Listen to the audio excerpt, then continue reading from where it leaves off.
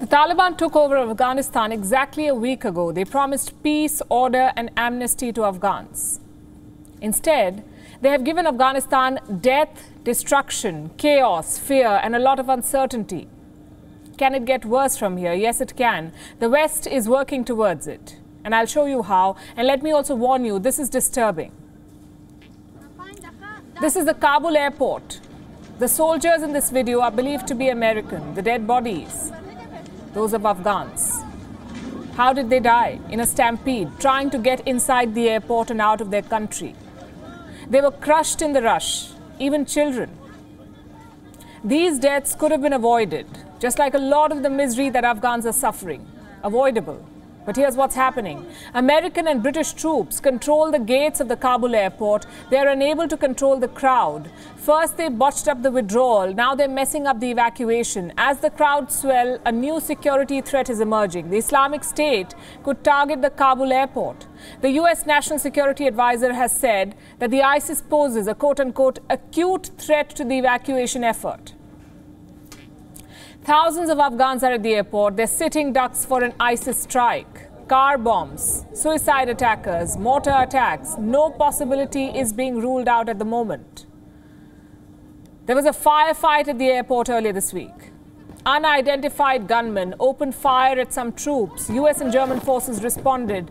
3 guards were hurt, 1 was killed. And this may be just a prelude to more violence. Who is going to fix the situation? What are the new rulers of Afghanistan doing? They're threatening more attacks. What do you expect from them? Instead of protecting Afghans, the Taliban today warned the Americans, leave by the 31st of August or face serious consequences. Listen to this. This is something you can say it's a red line. President Biden announced this agreement that until 31st of August they would withdraw all their military forces. So if they extend it, that means they are extending occupation. While there is no need for that, I think it will deteriorate the relation, that will create mistrust between us. If they are intent on continuing the occupation, so it will provoke a reaction. They're threatening the Americans. They're attacking the Afghans. Let me show you some pictures from last week. This is the city of Khost in southeast Afghanistan. Locals apparently tried to unfurl the Afghan national flag. In response, the Taliban opened fire.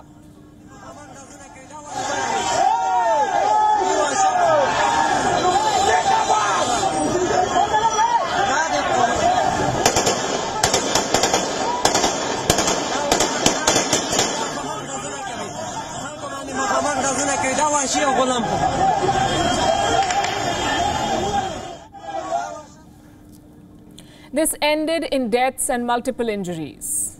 And this is the real Taliban, make no mistake, saying that they have changed and proving that they haven't. They talk about power sharing and political consensus. They talk about an inclusive government. But what are they doing? The exact opposite, say Afghan politicians. Some of them have spoken out. They say the political process is far from inclusive and that the Taliban show no respect for Afghans. They only accept those who promise complete allegiance. And some interesting and significant promises have been made in this direction, like the brother of former Afghan President Ashraf Ghani. He is supporting the Taliban now. His name is Hashmat Ghani. He pledged allegiance to the Taliban in the presence of Khalil al-Rahman Haqqani. Now, who is this man? He's the leader of the Haqqani network. This is another terrorist group. The Haqqani network has been sanctioned by the United Nations. This group is now brokering power deals in Kabul. So much for dismantling terror infrastructure. The Americans have cut a deal with the Taliban. So who is going to resist them? A movement is taking shape in the Panjshir Valley and the Taliban are trying to crush it. They've dispatched hundreds of men who have surrounded Panjshir, we are told. Inside the valley, a resistance force is preparing to fight. Leading the pushback is Ahmad Massoud, the leader of the anti-Taliban resistance. He is the son of Ahmad Shah Massoud, one of the main leaders of Afghanistan's anti-Soviet resistance. Ahmad Massoud says the next government in Kabul should represent all sides. And if the Taliban try to take Panjshir by force, he says, they will fight back. We are not fighting a geography. We are not fighting one province. We are defending the whole country in one province. That's what's happening, and we want to make Taliban realize that the only way forward is through negotiation and talk.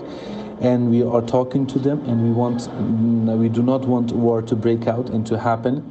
And we want the Taliban to realize that these values that I just mentioned, it's more important than anything else, than any sort of military victory.